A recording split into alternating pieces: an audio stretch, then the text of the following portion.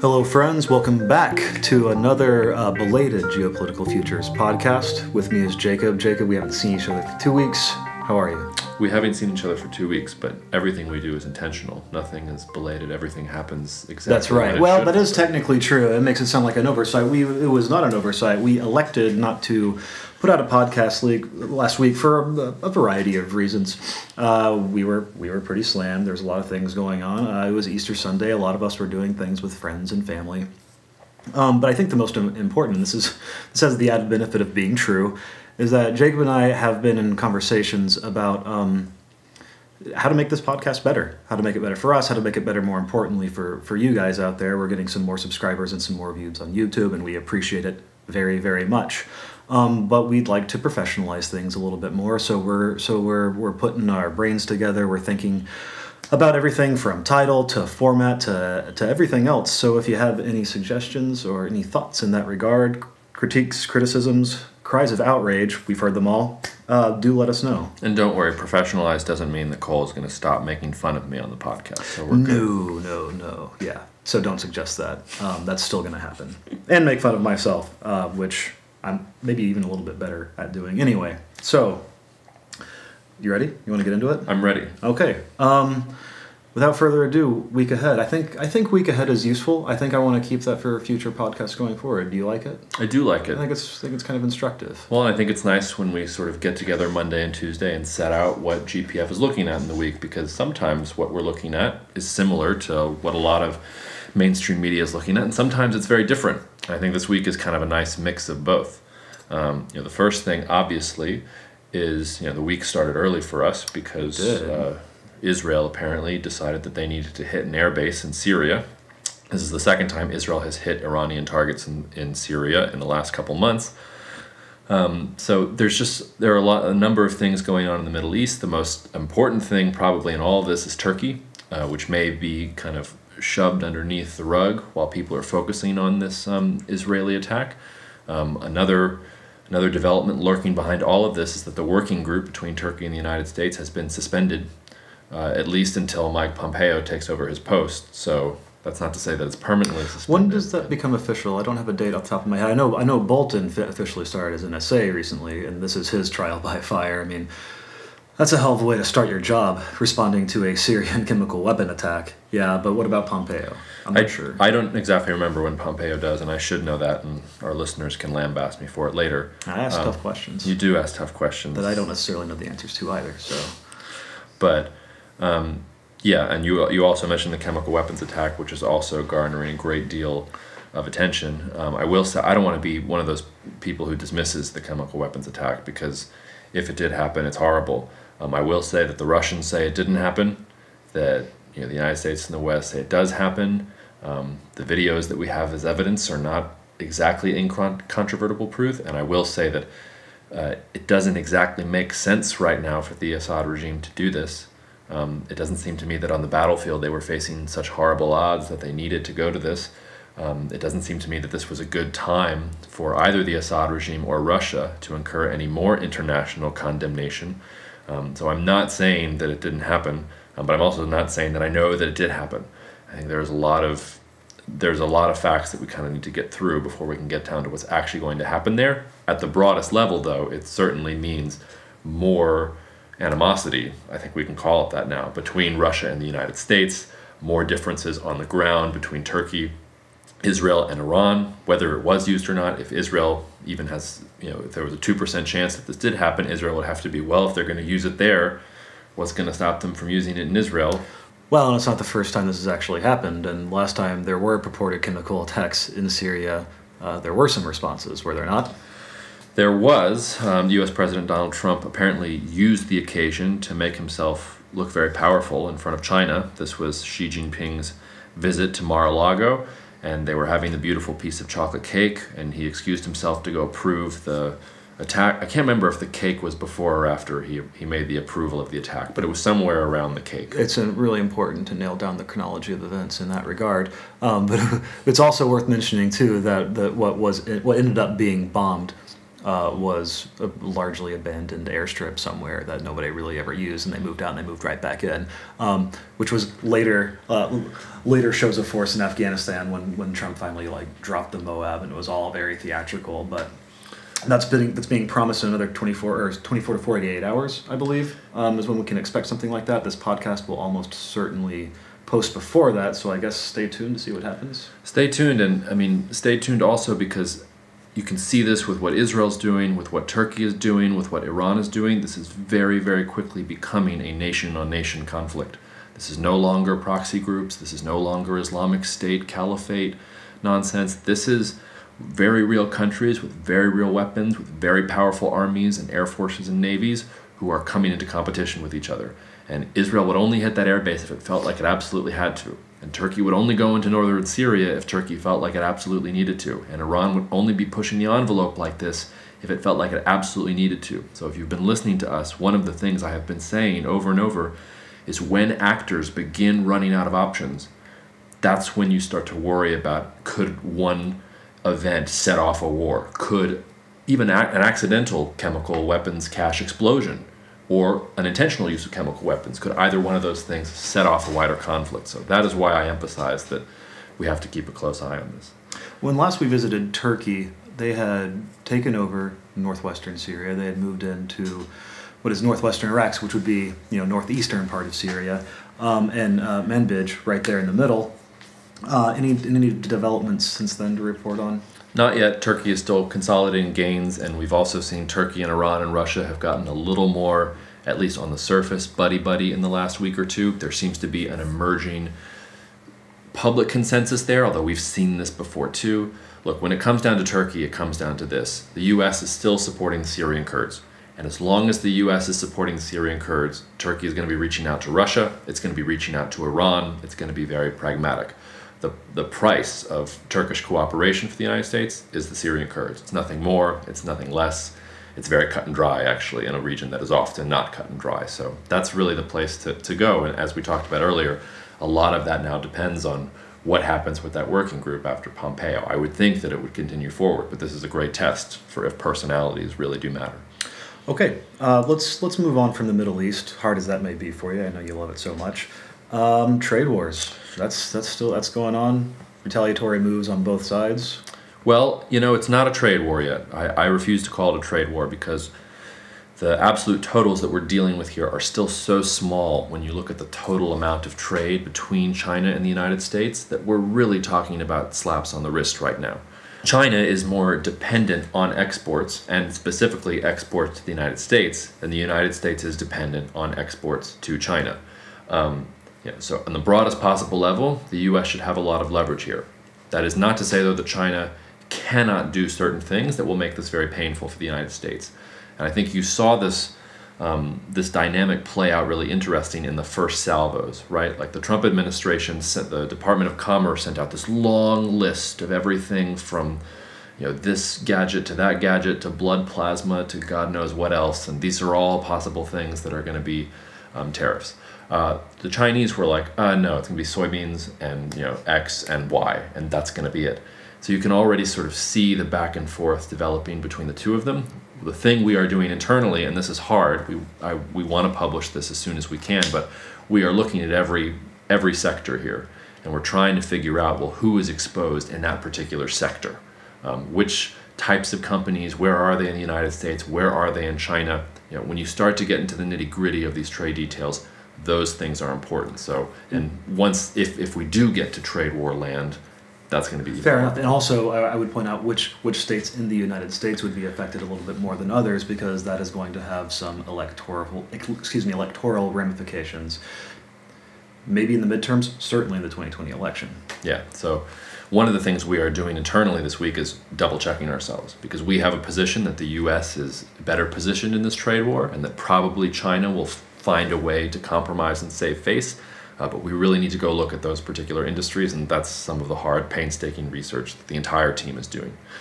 Another thing I wanted to talk to you about, and this kind of goes into what we were mentioning earlier with some of our tinkering with the format and things like that. I think if we want the podcast to be sort of analysis adjacent, right? We don't necessarily. What we don't want the podcast to be is just us reading analyses. Analyses work best read and written, and that's fine and dandy.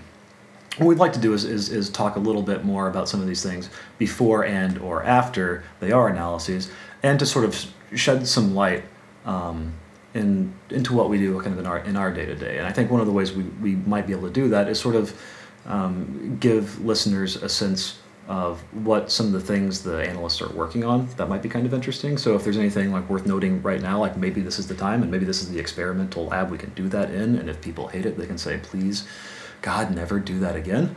Or they can say, hey, that was actually pretty interesting. Let's hear more. So indulge me, if you will. What are you thinking? Well, look, there are two major, besides the research that I mentioned just before about U.S.-China trade wars, I will say that we have two important pieces coming out. One of them is about Uzbekistan. That's maybe a country that a lot of our listeners are not focusing on as much, but for us, Central Asia is really one of the global tripwires right now. There is so much pressure on Central Asia between what's going on in Russia, what's going on in China, what's going on in Afghanistan, what's going on in the Caucasus. The Central Asia is the meeting ground of a lot of these different places, and then on top of that you have Uzbekistan, which is the most populous country, kind of by a lot. By a lot. Central Asia. Among the more prosperous as well. They have some oil and natural gas the other ones lack. Well, and they have a new leader because the old dictator went away, and there have been some indications of liberalization both economically and politically. And I think one of the things that our piece will lay out for you is why that's mostly smoke and mirrors. Why Uzbekistan has not changed, even if they're putting on a different face. Don't be fooled by it. So that's one thing to look out for. Another thing to look out for, and there's a pattern here. If you've been reading us and listening to us for a long time, you'll notice that the same topics come up, but we're always going deeper, or we're tracking their evolution, their development. Mexico is one of those countries. Mexico is a country that we have always treated differently. We don't just focus on the cartel wars. We focus on Mexico because it's a major country. It's something like, I think it's the 11th largest economy or something like that in the world. It's a major country, and it's coming up on presidential elections. And we have a model of Mexico which says that northern borderland between Mexico and the United States is always going to be unstable. It has been unstable forever, and it will always be hard for the government in Mexico City to control what's going on there. One of the things that has been pushing back against that model is that southern Mexico is blowing up a little bit.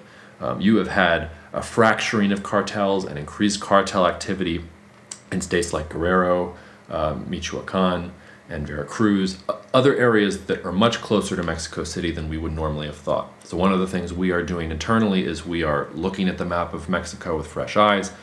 We are trying to plot out which states are most susceptible, who these new cartels are, where they are coming from. Are they abiding by the old sort of rules of how these cartels work, or are they beginning to get even more aggressive, and trying to understand geographically what's going on here? Because the incidents that we're seeing in Mexico that we're worried about are not in the places where we usually expect to see them.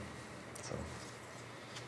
All right. Well, thanks very much. Let us know if that works. Moving on to our main story, I want to talk a little bit about Brexit.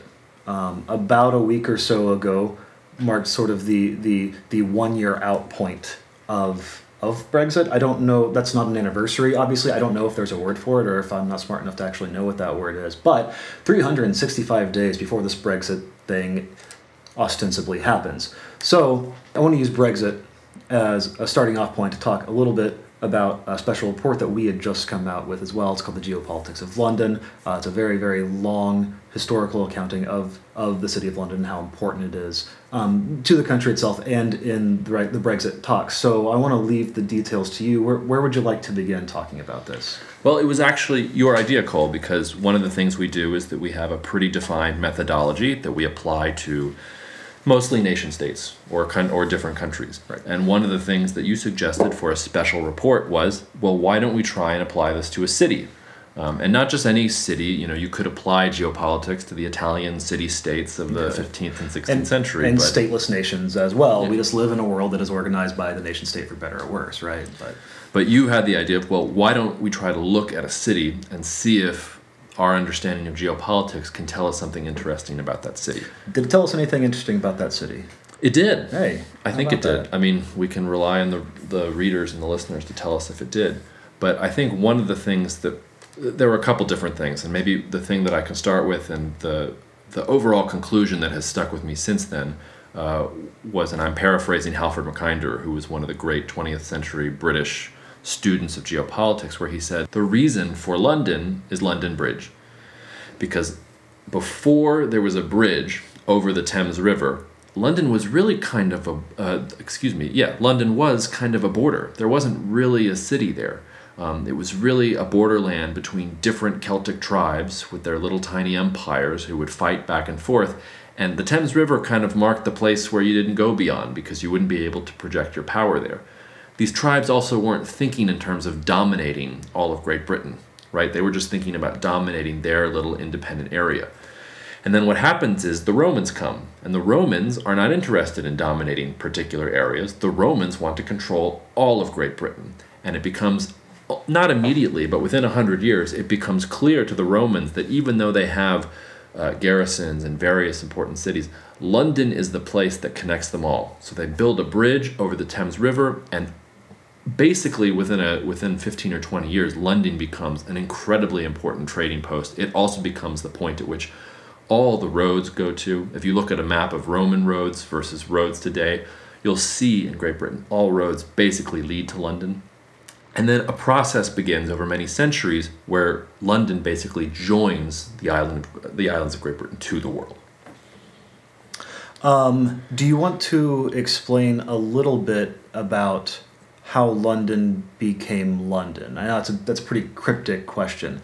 But it was, as you say, it was more of a strategic military outpost for a while. How did it become a global financial epicenter that it is today? Well, there's obviously a very long process here, but really London becomes the global financial center that it is today in the Industrial Revolution. Because Britain and the Netherlands were basically the two countries that started the Industrial Revolution, and Britain is the one that surges into the future.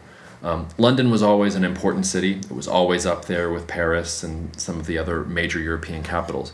But the Industrial Revolution transforms not just London, but also all of England and Scotland around it. And I mean that in two ways.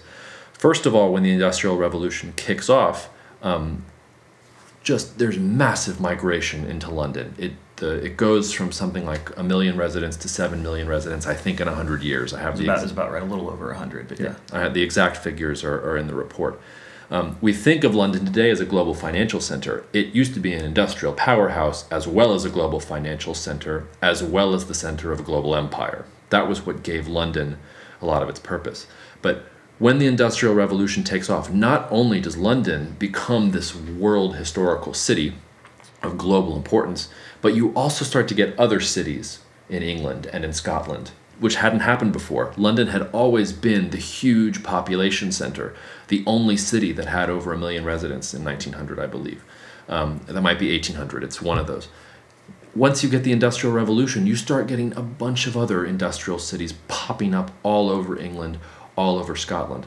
The point there being that as London went, so went Great Britain. And one of the reasons I think it's important to look at London right now, and one of the reasons we chose London, it wasn't just because it was fun, although it was also fun. It's a cool city. That's beside the point. But as London goes, if I'm right about how if London goes, so goes Great Britain, then London is a very interesting litmus test for Brexit. Because London is more exposed to Brexit than a lot of the rest of Great Britain, because London is dependent on that status as a global financial center. Can you explain very briefly the sort of the election, or excuse me, the referendum results of the Brexit vote, the entire UK versus London versus the rest of everything else? Well, look, the Brexit referendum results created this awkward position where London agreed with Northern Ireland and Scotland against the rest of England, which makes a lot of sense in some ways. If we're using United States terminology, I can guarantee you that, New York City might feel like a foreign planet to somebody who's in Des Moines, Iowa, or even in a small town in America. So there has always been a divergence, but I think the thing to note here is in the same way that countries have interests and they pursue their interests, London has interests, the city has interests, and those interests are to be close to the EU because that was easy money for them, and they were able to bring in that money and get very rich and very profitable. Now, a rising A rising tide lifts all boats, right? And that was true for all of Great Britain, but London got the lion's share of it.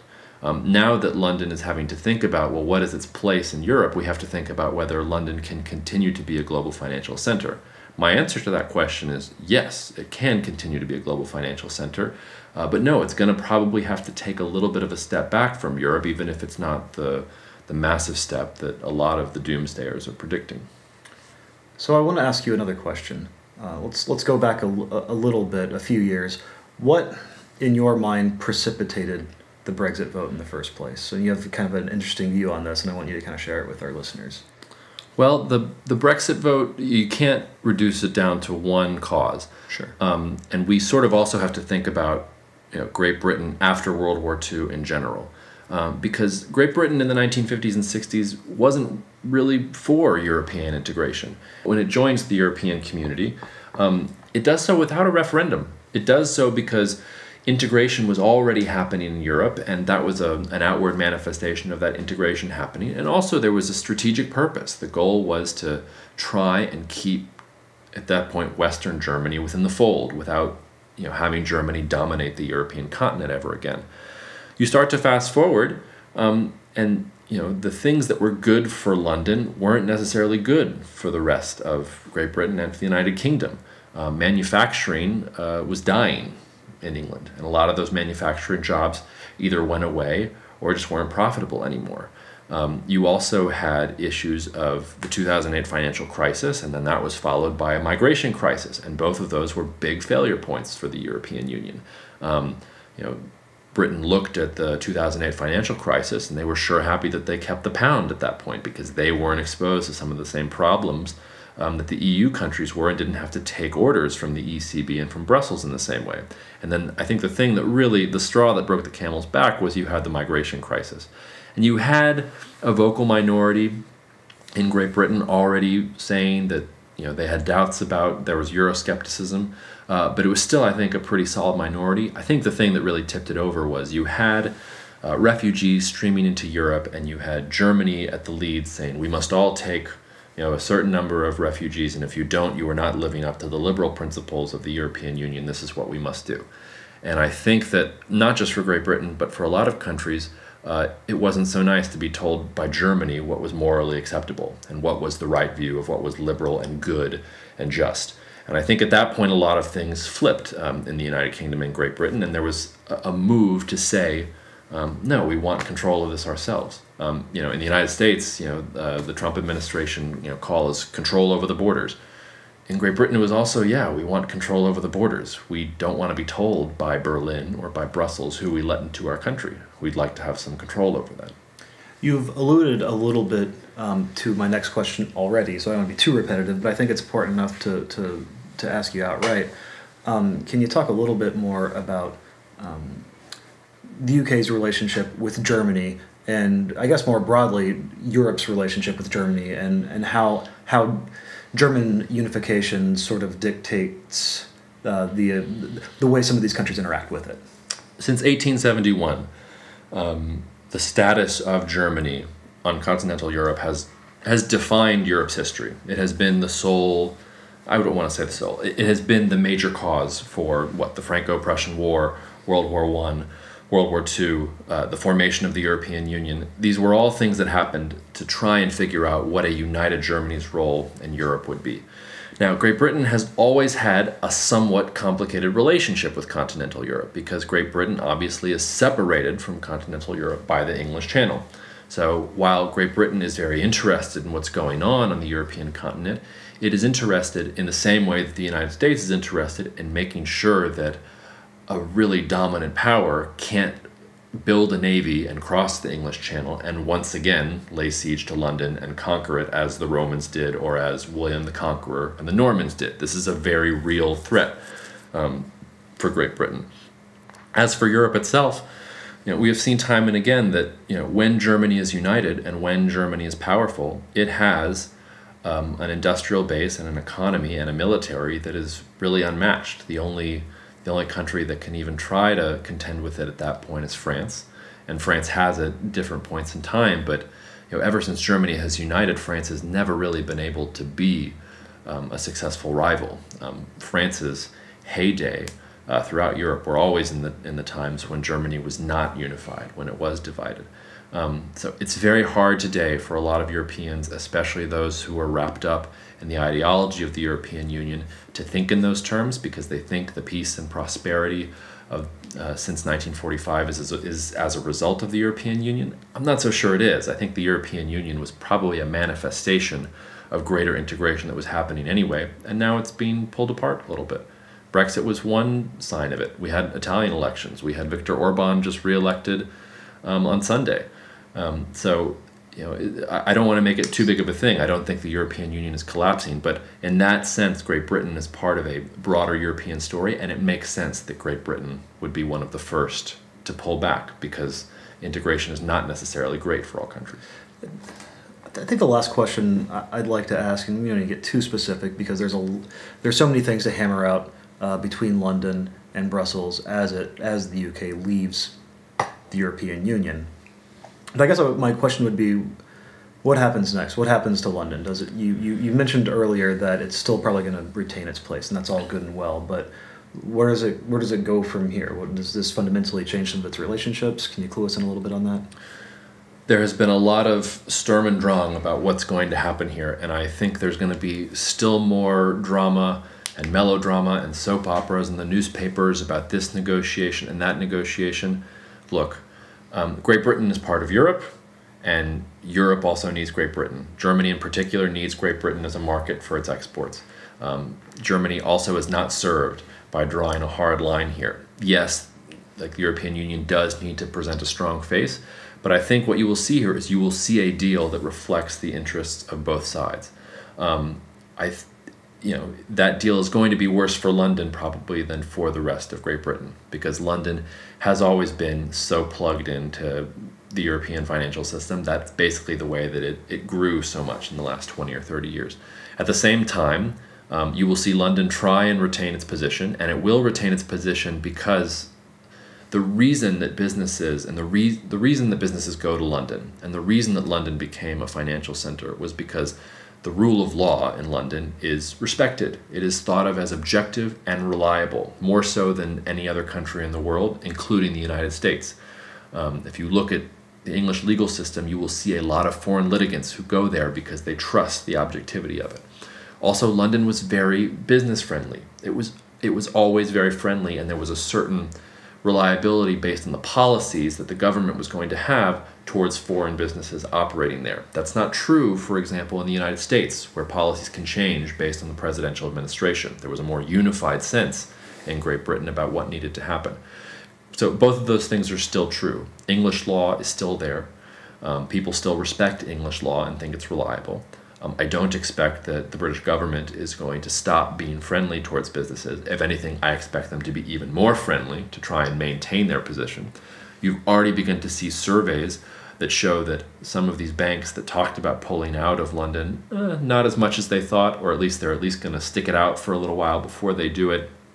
At the same time, Great Britain used to be the British Empire. And one of the things that happened when Great Britain went into the European Union was it gave up a lot of those other Commonwealth relationships, because it had to do that because it was joining a European Union. Great Britain has historical, cultural, economic ties throughout the world that it can try and fall back on and try and build new relationships. One of Theresa May's most important political moments, I think, in the last couple months was her visit to China. And you can see Britain becoming more active and looking for allies both in Europe and outside of Europe as it becomes a more independent entity. So I think that's what it looks like. I think ultimately both the EU and Great Britain will come to some sort of arrangement that involves compromises for both sides. For me, the real wild card is Northern Ireland. And it's not Northern Ireland from the sense of the border. For me, it's, does what's going on here set off a chain reaction of sentiment in Northern Ireland, or in Scotland for that matter, which is to say that, they don't want to be part of this anymore. Great Britain said, we don't want to be part of the EU anymore. That same argument can be used by Northern Ireland and Scotland to say, well, we don't want to be a part of this anymore either. That hasn't happened, but that's sort of, for me, the wild card, and it's the thing that I'm always really alert about. But no, I think that there will be a deal. I think the deal will involve compromises for both sides, and I think London will remain a global financial center. There will be some fear and there will be some panic, and certainly some banks will pull out. But I think more than most expect will stay, and I think Great Britain will have to go back out into the world and find a more global position, which is the ironic thing in all of this, right? When you think about Great Britain leaving the European Union, you think, oh, this is provincial and parochial and xenophobic and nationalistic. It's not going to be. This actually means Great Britain has to interact with the world even more. It's just to say that Great Britain doesn't want to be solidly European because it doesn't know what that means. So I think that's some of what it looks like, and I think as we watch Great Britain go through this process, a lot of countries are watching. Countries are watching because they want to see what would happen if they left the European Union. And then, Great Britain is not the only country in Europe that has separatist tendencies within it. So Catalonia is going to be watching. Eastern Europe certainly has some of these issues, border issues. The Balkans, all these places are going to be watching Britain as the test case. So that's, I think, a little sneak peek of the future. Well, great. Thanks very much. The Geopolitics of London is on our website right now. If you can't find it, please send us an email and we'll get one right to you as quickly as we can. But it's worth noting, it's not our only special report out there.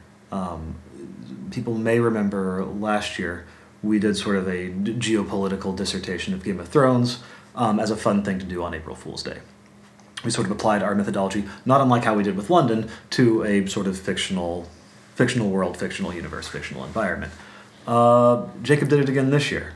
Do you want to sort of introduce what you did this year and how it differs from last year? I would love to, and I would also just say to the readers, I know that some of you care nothing about this, so this would be the time to probably turn off. But I also know that some of the readers out there really appreciated the Game of Thrones piece. They did. In some ways, it was their favorite thing that I wrote last year, which is both gratifying and a little strange for me because humiliating too, probably. I'm supposed to be focused on the real world. But this stuff is fun. We wrote a special report about Dune, which is, well, how would you describe Dune, Cole? It sort of defies genres. Well, it's certainly a science fiction classic, right? If you know three books on science fiction, you know Dune. It's set in a faraway planet that is within the same universe as Earth. But it's not remembered because it's cool science fiction. It's remembered because it does deal with so many things that are much like our own, with politics and geopolitics and the commodities trade and scientific development and all these different things. One of the coolest things about it, for example, the way it's written, if you haven't read it, is that there's a lot of internal monologuing with some of the characters, and they're trying to figure out ways to outmaneuver the other one. They're sizing people up, and they're cluing you, the reader, in to how they think about these things. It's really, really interesting. That's why it's always so hard to adapt. But what isn't hard for us to adapt is the chronology of events and the forward trajectory of how these things fundamentally changed human geopolitics. So I'd kick it back to you right now if you want to talk about how that changed things for humans. In this world. Well, the thing is that a lot of people talk about what Frank Herbert, who was the author of Dune, meant when a lot of people are looking for the allegory. And they want to say that the Harkonnens are the Soviet Union and House Atreides is the United States, or is it ancient Greece? I've read that one too. Very clear-cut protagonists and antagonists, right? Yeah. And I think the cool thing that we did was we kind of put all that aside. I didn't want to make it about an allegory. I forgot about the fact that it was written in the late 60s, in the 1960s. And there are some very, overt allusions to the Middle East and to Arabs and to Islam and all of that, but we didn't want to focus so much on that. Well, no, what I wanted to do was, and Frank Herbert's son has allowed this to happen because he has continued publishing sort of sequels and prequels, and one of the things that now exist are maps of the home planet of the Harkonnens and maps of the home of Caladan, of the home planet of the Atreides. So I put aside sort of what I thought the political allegories were from my own life, and I tried to say, okay, let's do two things. Number one, let's try and understand what geopolitics looks like if there's more than one planet involved. Or in a place like space where there is no geopolitics. If geopolitics is people in place, space has neither of those things. How does that apply, right? So it's an interesting concept to kind of have fun with. Exactly. And then second, to think about each one of these houses almost as nations in themselves. And to try and say, look, the geography of Caladan is what makes House Atreides, and the geography of Arrakis is what makes Paul this crazy emperor who's going to be, rule the empire with his alliance with the Fremen. Right. That's a really interesting point too, I think, because not only it comports a lot with what we like to talk about when we talk about countries, right? And so not only does it sort of determine their actions, but it also determines their, what you might call, their managerial style. And Harkonnens have a way of doing things and governing, which is kind of brutal and awful, and that's a reflection of their more gross upbringing on a grosser planet, right? And the Atreides didn't have to worry about that because they had more resources. They didn't depend so much on pollutive manufacturing and things like that. So again, more allegories and more allegories, trying to stay away from that, but still. Yeah, and it was much harder than the Game of Thrones piece because it was harder and also easier, I should say, because the Game of Thrones piece is basically medieval Europe. I mean, like George R. R. Martin, its author, pulled so heavily from pre-existing history, from the War of the Roses to the invading Mongols and Vikings and all these things. It's very, very clear cut if you know the history of Europe. Yeah, and one of the things I read when I was preparing for the Game of Thrones piece was the first and second volumes of Winston Churchill's The History of the English-Speaking Peoples, because when you start to read all of the intrigue between this king and this house and that house, it actually all kind of lines up a little bit with the world that George R. R. Martin was writing about. Parts of what Frank Herbert is doing do kind of line up. Like, obviously, the spice is somehow related to oil. Right. Obviously, the religious ideology of the Fremen is some weird mix, mostly of Islam, but there's also some Judaism in there. And Christianity. It has a Messiah narrative in there, but yeah. And you also have these other outside organizations that, if you're a conspiracy theorist, that are, pulling the levers, and because the Spacing Guild controls all the travel, and the Bene Gesserit control the breeding and the genetics, and there's also an interesting bit about artificial intelligence, where artificial intelligence became so dangerous that it's outlawed, it can't be there. But so you start genetically. Maybe the most interesting allegory, once the machines rise up against us, as they probably eventually will do. That's a piece for a later date. But I guess I don't want to belabor this too much, but I do want to speak just specifically about what Jacob just mentioned. It's called the spice. That's what they call it, the melange. It is the comparison's made to oil, but it could be compared to any other very transformative commodity, and there aren't really a lot of them, right? Throughout human history, we like to use the word disruptive all the time, especially now, but not all technologies or resources are.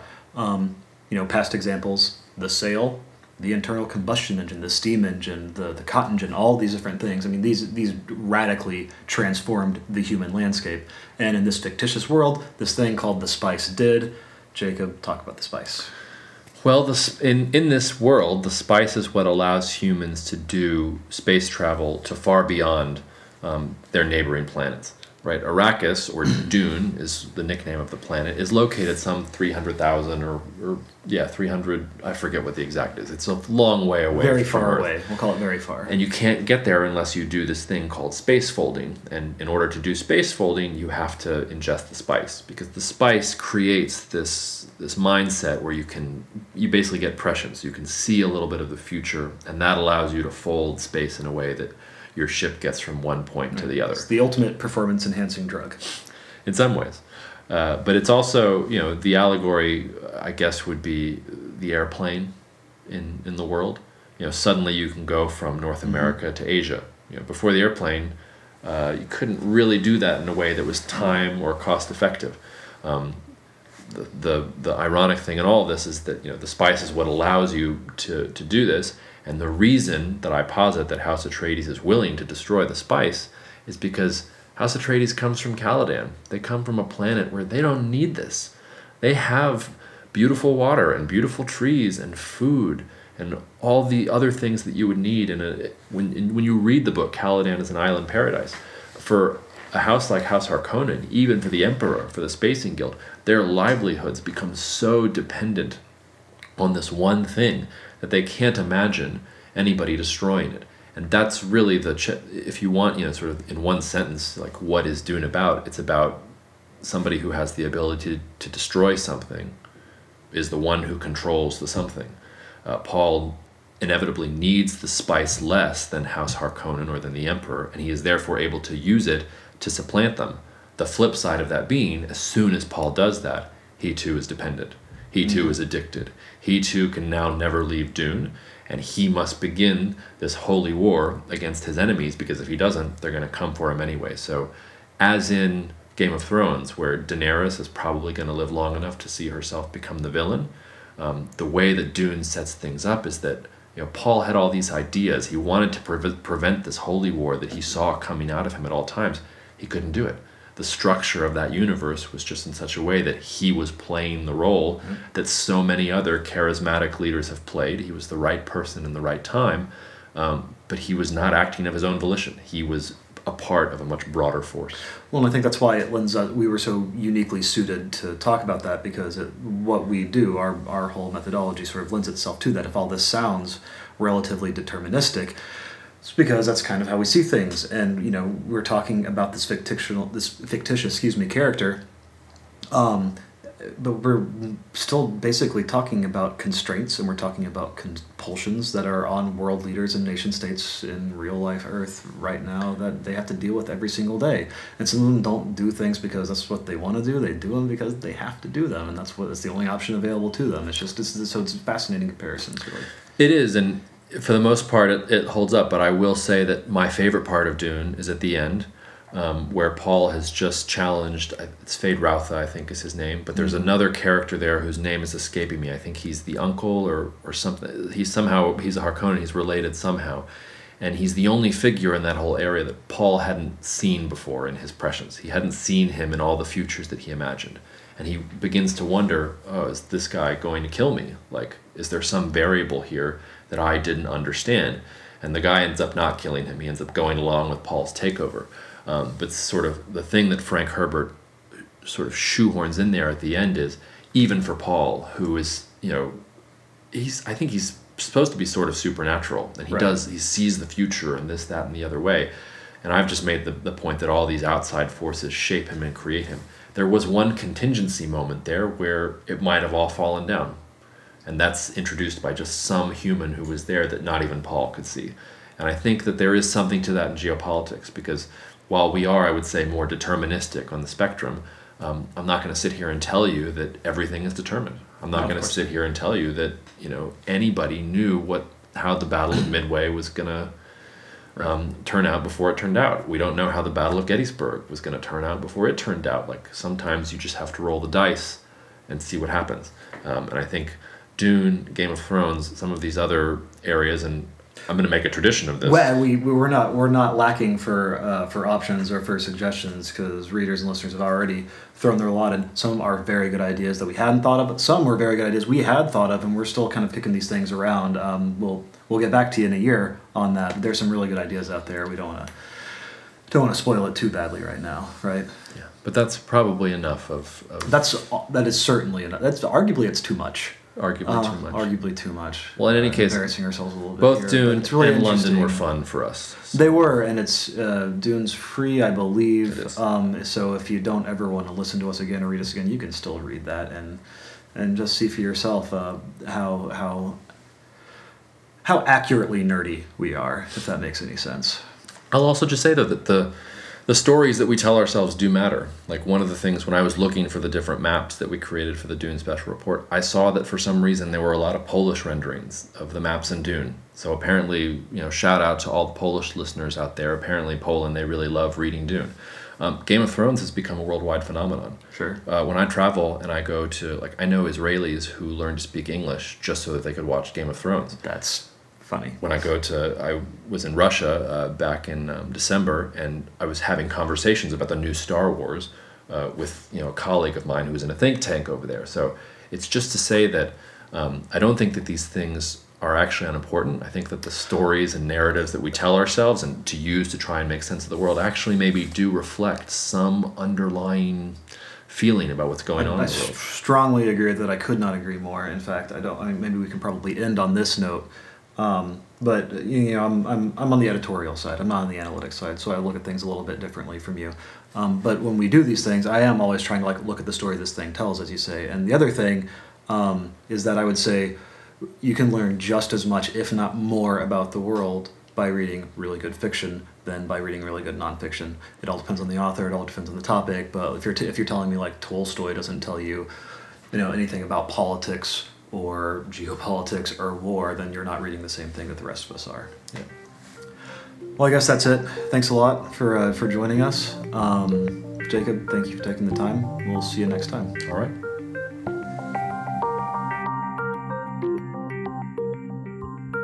For more geopolitical insights from the team at Geopolitical Futures, sign up for our free weekly email newsletter using the link in the description.